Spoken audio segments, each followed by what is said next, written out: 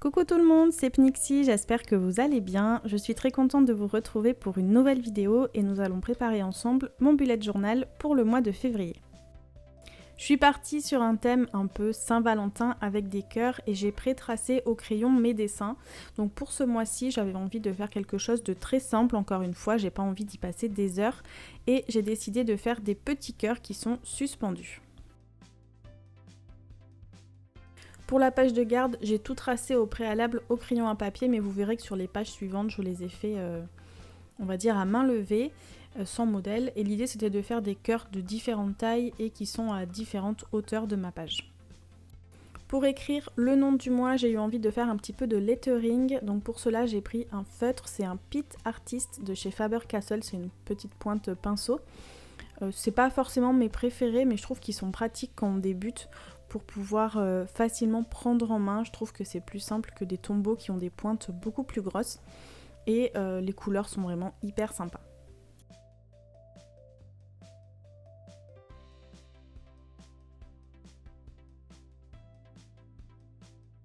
Pour la mise en couleur de mes cœurs, j'ai choisi mes Crayola Super Tips. Celui du haut se rapproche assez bien de la couleur du Pitt Artist que j'ai utilisé pour écrire le mois de février. Donc finalement, ça me fait un ensemble de 3 couleurs. J'ai pris donc un rose, un violet et un qui tire un peu vers le prune. Je voulais pas utiliser non plus trop de couleurs. J'aime bien, en général, quand je fais mes mois, choisir 2-3 couleurs maximum. Je trouve que c'est bien plus harmonieux comme ça que de partir sur un camailleux de beaucoup trop de couleurs. Je préfère ainsi.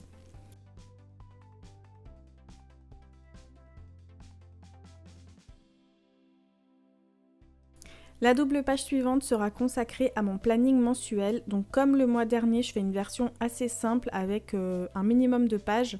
Et donc je ne fais qu'un calendrier mensuel, je m'en suis bien sortie comme ça le mois dernier, je ne fais pas de weekly ou quoi que ce soit, je note tout ici. Et j'ai une page to do et une page note que vous verrez juste après, sur lesquelles je peux me noter des choses si jamais j'ai pas la place forcément de tout noter ici. De plus, j'ai quand même de la place sur la droite du calendrier. J'ai l'espace en fait d'une case, puisqu'il n'y a que 7 jours dans la semaine, j'ai un espace supplémentaire que je vais pas trop remplir justement pour pouvoir l'utiliser si j'ai besoin de noter quelque chose qui rentre pas dans une des cases. Mais très sincèrement, pour le mois dernier, je m'en suis largement sortie comme ça. J'écris pas des tartines dans mon bullet journal, j'écris mes rendez-vous, mes horaires, et finalement j'ai vraiment assez de place ici pour tout noter. Et quand vraiment j'ai des choses à faire, je les note dans ma to-do. Et je sais qu'elles sont à faire au cours du mois. Si vraiment il y a un jour précis sur lequel je dois faire cette chose, je viens le reporter ici dans le calendrier mensuel. Si c'est quelque chose auquel je dois penser sans forcément avoir un jour fixe pour le faire, comme c'est le cas d'un rendez-vous par exemple, je viens juste le mettre dans ma to-do et je la vérifie régulièrement et quand c'est fait, je viens cocher ma tâche. Donc comme d'habitude, j'ai tout pré-tracé au crayon à main levée et je viens faire mes cases proprement avec une règle. Je sais qu'il y en a qui font ça à la main, mais c'est assez difficile pour moi de tracer des traits bien droits sans utiliser de règles. Il y en a qui y arrivent, mais ça fait pas partie de mes compétences pour l'instant. Vous le verrez et vous l'avez peut-être déjà vu quand j'ai fait les fils des cœurs suspendus. Ils sont pas vraiment bien droits, donc pour le calendrier mensuel, je préfère quand même le faire à l'aide d'une règle. Je remplis ensuite les cases avec les numéros des jours, donc j'ai pris la couleur la plus claire de mon ensemble, donc c'était celle-ci. Et ensuite, je viendrai simplement écrire au stylo noir par-dessus dans la case, donc par-dessus le gros chiffre que j'ai noté, ce que j'ai à faire ou les rendez-vous, etc. Et honnêtement, ça passe très bien. Ça permet d'avoir un visuel du jour. Je trouve ça plus joli parce que comme ça, les cases qui sont vides sont quand même décorées avec ce gros chiffre à l'intérieur.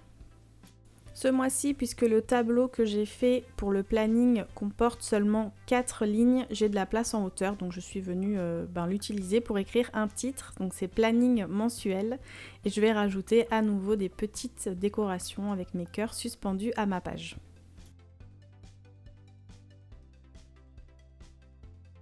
Je sais qu'il y en a qui sont vraiment des artistes et qui font des dessins de malades, on va dire, sur leur bullet journal, des choses vraiment magnifiques. Moi, c'est pas mon cas. Le dessin, c'est pas trop mon truc, donc j'ai besoin de faire des choses simples. Et surtout, je voulais vous montrer qu'on n'est pas obligé de savoir faire des dessins tel un artiste pour avoir un joli bullet journal. Vous voyez là, je fais simplement des petits cœurs. Je pense que tout le monde est capable de faire des cœurs. En plus, ils sont même pas réguliers, ils sont même pas parfaits. Mais finalement, je trouve qu'au niveau de l'ensemble, ça rend bien. C'est juste une histoire de trouver les bonnes couleurs qui vont bien aller ensemble, qui vont bien aller avec le motif.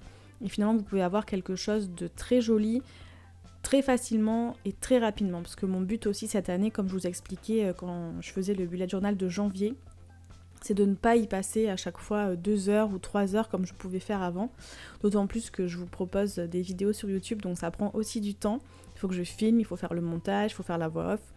Et clairement, j'ai pas le temps de passer 5-6 heures par mois comme je le faisais l'année dernière. Donc je suis partie sur une version bien plus simple et je m'y retrouve vraiment parce que l'an dernier, je faisais des weekly pour chaque mois, en plus du planning mensuel. Et donc je passais du temps à faire ces pages et à les décorer pour parfois me rendre compte que je ne notais une chose que sur un des jours de la semaine. Et finalement, c'était frustrant d'avoir passé autant de temps à faire ces pages pour quasiment pas les utiliser. Alors c'était plaisant sur le moment de les faire et de les décorer, mais c'est vrai qu'à la fin du mois, des fois, j'étais un petit peu frustrée de ne pas avoir vraiment utilisé, je vais pas dire 100% des pages, mais avoir utilisé un peu plus de ces pages que j'avais passé du temps à faire.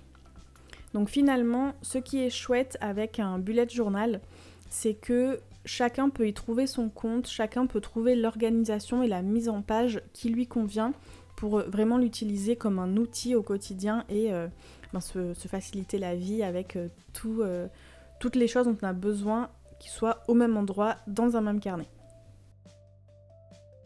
Sur mes cœurs, j'avais envie de rajouter un peu de relief, donc j'ai pris mon stylo blanc Signo. Il est vraiment super, c'est un blanc qui se voit bien sur le papier et sur les différentes couleurs, et je viens faire comme des petits reflets à l'intérieur de mes cœurs pour donner un petit peu plus de profondeur. C'est pas obligatoire, mais je trouve que ça rajoute un petit effet sympa supplémentaire.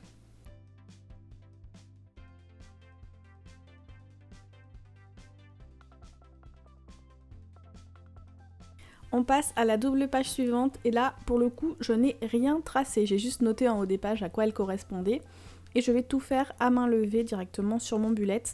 Donc là, j'ai voulu faire ma petite guirlande, enfin mes petits cœurs suspendus au milieu de la page et je vais utiliser la page de gauche pour la prise de notes et la page de droite pour ma to-do list.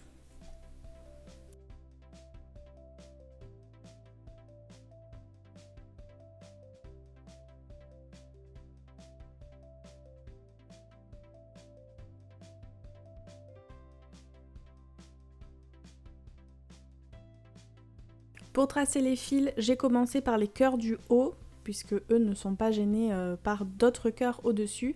Et ensuite, je suis venue descendre au fur et à mesure et je n'ai pas... j'ai passé les fils des cœurs qui sont plus bas derrière les cœurs qui sont plus hauts. Et j'aime bien le rendu d'avoir tous ces fils comme ça suspendus avec les cœurs.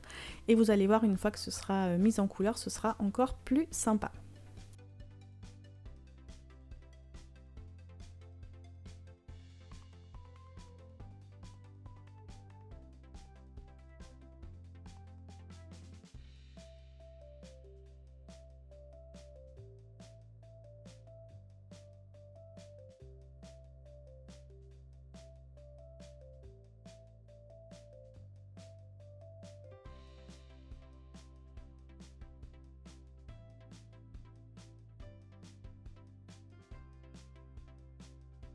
Pour le titre des pages, je reprends le même feutre que précédemment et je vais noter donc tout doux sur la droite en haut de la page et je vais noter le mot note sur la gauche pareil en haut de ma page.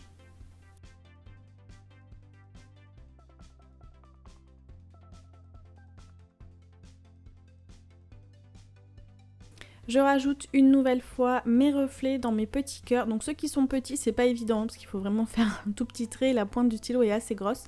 Mais pour les cœurs un peu plus gros, c'est plus facile. Et le rendu, comme je vous disais tout à l'heure, est bien plus sympa ainsi. Pour ce mois de février, je rajoute une dernière double page qui ne va pas intéresser tout le monde. Mais je suis enceinte et je vais avoir ma valise de maternité à préparer en février. Donc je voulais faire une page dédiée sur laquelle je vais noter tout ce que je dois prendre pour pouvoir faire un suivi de ce qui me reste à acheter, ce qui me reste à mettre dans la valise et surtout compléter la liste parce que entre celle qui est fournie par la maternité et les conseils de mes amis et de mes proches, il y a quand même des choses à rajouter, donc je vais pouvoir ici noter toute ma liste. Donc j'ai fait 2 pages parce qu'en fait il y a une valise à faire pour le séjour et un sac plus petit avec des affaires pour la salle de naissance. Donc sur la gauche ce sera le contenu de la valise et sur la droite je vais noter donc ce que je dois prendre pour la salle de naissance. Et pour décorer la page, bon j'ai pas fait de petits cœurs cette fois-ci, mais j'ai fait des petits doodles de bébés et je vais rester dans les mêmes thèmes de couleurs que le mois de février. Sur la page de droite, dans la partie basse, j'ai décidé de faire un cadre en pointillé parce que j'imagine qu'il y a des choses que je ne pourrai pas mettre en avance dans mes affaires, des choses que je vais utiliser jusqu'au dernier moment où il faudra partir, comme, je sais pas, un chargeur de téléphone portable, du dentifrice, une brosse à dents. C'est des choses que je vais utiliser au quotidien et que je devrais rajouter au dernier moment dans la valise quand on devra partir. Donc j'ai voulu faire un cadre en pointillé qui soit en évidence et je vais noter tout ce à quoi je pense. Et comme ça, au dernier moment, j'aurai pas besoin de me dire mince, qu'est-ce que je devais prendre. Tout sera noté parce que je pense que on doit pas avoir forcément le cerveau très réceptif à ce moment-là. Donc je préfère avoir une liste bien faite, bien carrée pour ne rien oublier. Pour cette page, je vais faire une liste sous forme de cases à cocher. Donc là, je prends le journal guide de chez We Are Memory Keepers et je vais tracer des petits ronds. C'est juste pour vous montrer parce qu'après je ferai au fur et à mesure. Et comme ça, je noterai en face ce que je dois prendre et je vais faire un système double, on va dire, entre ce qui me reste à acheter et ce qui est déjà dans la valise. Donc pour l'un, par exemple, si c'est acheté, je vais cocher la case. Et si c'est dans la valise, je viendrai surligner le texte. Je ne sais pas encore dans quel sens je ferai, mais je vais m'organiser comme ça. Parce qu'il y a des choses que je dois encore acheter et d'autres que j'ai déjà, mais qu'il faut que je mette dans la valise. Donc comme ça, j'aurai une double vérification. Mon mois de février est donc terminé. Je vous remontre toutes les pages qu'on a fait ensemble. Et comme d'habitude, je vous mets tous les liens du matériel que j'ai utilisé juste en dessous dans la barre d'infos si jamais vous souhaitez les retrouver. N'hésitez pas à me laisser un petit commentaire pour me dire que vous êtes passé, ça me fera très plaisir, et à me donner votre avis sur ce mois et les pages, la décoration, etc. Je vous remercie d'avoir regardé la vidéo. Sur ce, je vous laisse et je vous dis à très bientôt. Bye bye!